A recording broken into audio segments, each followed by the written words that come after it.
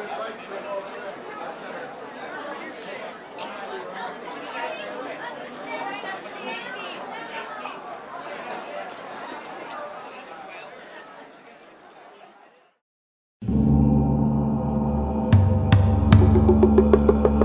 trait s'exprime. Le trait s'exprime.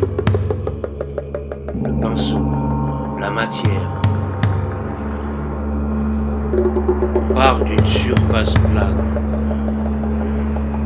Un fond blanc par exemple. Et là s'instaure déjà une vision. Ne serait-ce que le blanc. Puis le trait s'exprime dans cette matière, qui est une surface plane, donc déjà quelque part, on brise des frontières, et plusieurs, et on ne s'arrête pas là, on va plus loin, comme si du plus petit au plus grand, comme l'infini. On part d'un point même, ne serait-ce qu'un point est une expression, alors un trait, puis les traits s'entrelacent. Pourquoi ? Pour l'infini, pour la perception, pour la profondeur de champ, pour élargir la vision, pour la perspective.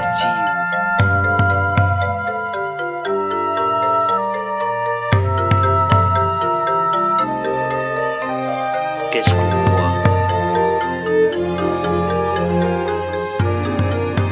Le moment où on s'exprime, où on laisse le trait partir, on ne le contrôle pas vraiment et on le contrôle pourtant. Et ça n'a rien à voir avec le reste.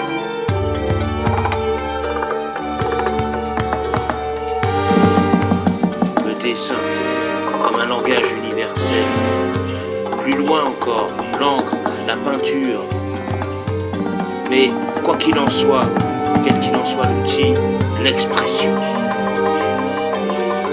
C'est de l'ordre du divin.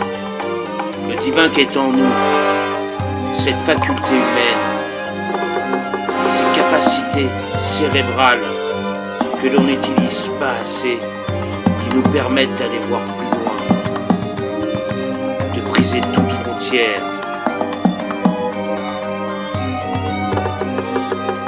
de partir d'une surface plane, blanche,